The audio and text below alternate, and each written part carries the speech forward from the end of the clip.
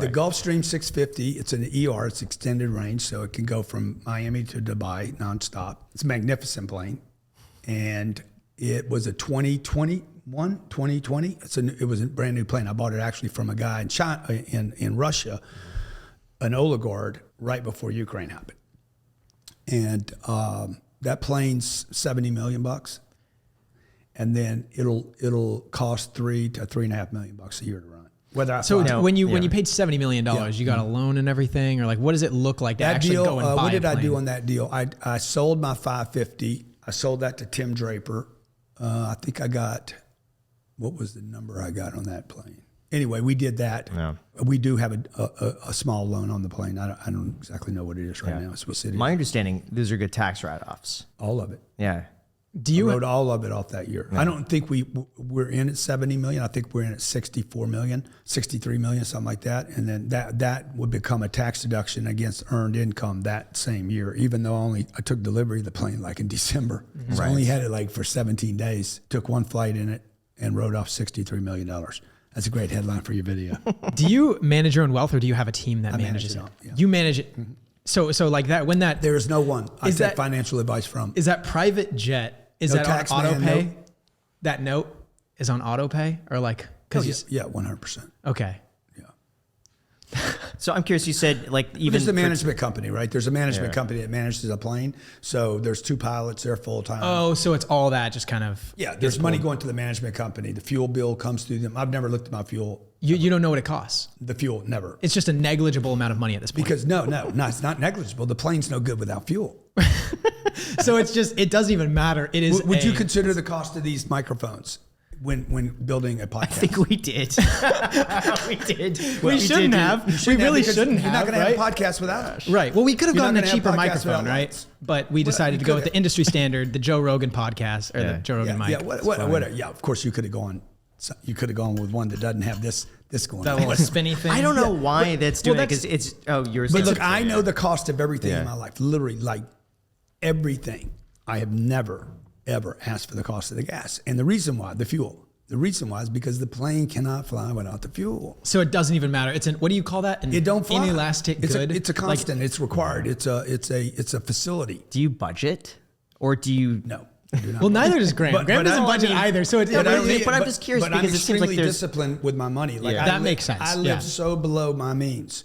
I have 4 cars, 2 here and 2 in Malibu, or 2 in Miami. Yeah. I don't have a fleet of cars. What cars do you have? We have a G-Wagon. I have a G-Wagon, an Escalade in Malibu, and I have a Rolls Cullinan on a lease, a Range Rover. How much does it cost to lease a Rolls Royce Cullinan? I feel like we're just doing trivial questions, but I'm just curious. It doesn't matter. It doesn't matter. Okay, yeah, it doesn't matter. Okay. It doesn't matter. But so I'm not extravagant, okay? All my stuff is paid for. I have no debt anywhere in my life. Nowhere except my cash flow producing real estate, the apartment buildings. And the jet. Well, yeah, whatever. I mean, it's negligible. Right. Yeah, you're right.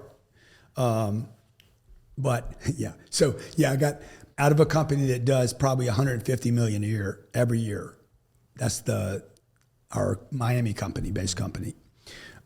We have that little bit of debt on the plane. Mm-hmm. But that plane, dude, is like, I would never give that plane up. Yeah. I'm giving my kids up. You know what's funny? Papa John said the same thing. They say the exact same thing. He's like, I don't need anything except for my jet. Yeah. I need the private jet. Yeah. And the guys that own yachts say, hey, I'll give up my plane, but I'm not giving up my yacht. So it's just, there's levels to this, I guess. There's levels to the game, man. And when you grow up the way I grew up, you don't know about the levels, so you think, I don't need that. I never thought about a plane in my life. Mm-hmm. Never had the fantasy, never had it on a list, never had it on a bucket list. I got to have a plane. But I also didn't have on a bucket list that I would own companies and I would be the boss. Never. I was forced into a boss situation. It wasn't like something some law of attraction stuff. Yeah. But you even mentioned in terms of managing your own money, I understand that, but even the tax side of things, you're the one who does your research and figures out. Research, How do you learn how to do all of it? Because I feel like the tax code changes so frequently. It's like every year. I read it, and then I call my accountant and say, hey, do this. And then he says, oh, that can't be done. I'm like, you don't understand the code, dude. Like, let's me and you get together. Don't charge me for this. I'm going to charge you $100,000. not $600 an hour, and I'm gonna educate you on this damn tax code, because the way I read that, we can do this, this, and this, and then he'll tell me no because of blah blah. Do you ever deal with audits? I've had 4 audits. I've won them all. And what's that process like? Is it terrible? grueling? Worst thing, particularly in California. Yeah. California is the worst. They're worse than the federal IRS because they're broke. And so they're coming after you with everything. Yeah. Do they even if you know what to do on this, even if you know what to do, that you're right, you still have to hire probably an ex-IRS litigator to defend you, because they're going to bury you in paperwork. 4 years, 4 audits after I left the state of California. Yeah. So were those residency audits of them claiming that no, you still did business in California, or No, were those like you left and they're trying to? They tried to say that I left incorrectly. Oh wow. They lost that one. So the second one was I forget what the second one was. This has been years ago, but the fourth one was you did a deal. You had some real estate in California. You did a 1031 into another deal, and when you gave your partner who had no equity a bonus, he moved to a different LLC, and when you did, it violated the 1031. Like they were looking at everything by this time. And I said, I appeal it. And they said, we knew you would. We've already denied your appeal. I said, like, you haven't even got my appeal. We're denying it before you appeal it. That's how nasty. Like, that's just California. That's after you had left. just like total communism. How many years after you left? Almost 7. 7 years after you left, they came after it. 4 audits. The fourth one. The 7th year? Is it so? Isn't that the maximum that they have? Is it 7 years? Yeah, I think they have is whatever term they want.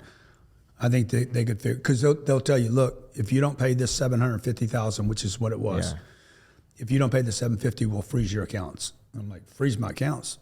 My accounts are in Miami. They said, we can freeze your accounts anywhere in the world. Wow. I was like, wow. Do you ever worry about never being satisfied, or you think the pursuit of that is more important? Yeah, I'm not interested in being satisfied.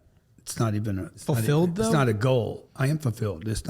I am fulfilled, but I'm not satisfied. I'm full of that little sandwich that I took 3 bites of, but I'm not. And it wasn't very satisfying. Was it good? No, it was it's some fuel for me to get through this interview, right? Right. And then it's like, but am I satisfied? Oh my God, that was amazing. No, it wasn't amazing. It was just fuel.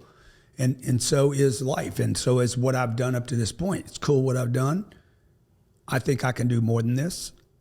I was interviewing Tom Brady, and I kept saying, Tom, man, why do you like to win so much? He's like, I don't want to let anybody down. I said, Tom, come on, tell me the real thing, bro. Like, how good are those rings? He's like, no, man, I don't want to let anybody down. I'm like, come on, Tom, it's bullshit. Why do you like to win so much? Because this guy's so intense. And he says, Grant, I don't want to let anyone down. And I said, and what about you? And he's like, yeah, I don't want to let myself down. It's him. It's not his mom and his dad and it's him. He don't want to let himself down. He thinks, I said, bro, how can you let yourself down? He's like, because I know I can do more. But when he was a kid, when he was getting drafted or not drafted for the NFL, he probably thought, man, if I could just get drafted. And then he did, and then he won. And he's like, oh, if I could just get 1 ring. And then he's like, once he gets the ring. All these guys tell me the same thing, by the way. Once you get 1 ring, you want 2. And I don't think he's going to be satisfied with 7 rings. I think he's going to retire now and say, okay, what can I do that's bigger than rings?